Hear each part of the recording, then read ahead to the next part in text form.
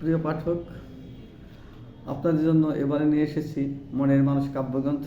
প্রকাশ করেছেন শব্দকথা প্রকাশন, বাংলা একাডেমির বইমেলার স্টল নম্বর 171। আমি মনের মানুষ থেকে একটি কবিতা পড়ার চেষ্টা করছি।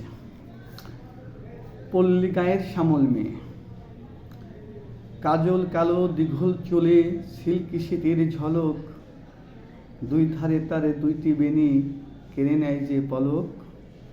সাদা কালো দুটি আঁখি কথার সাথে হাসে, এক নজরে নয়ন রেখে পড়ছে মায়ের ফাঁসে।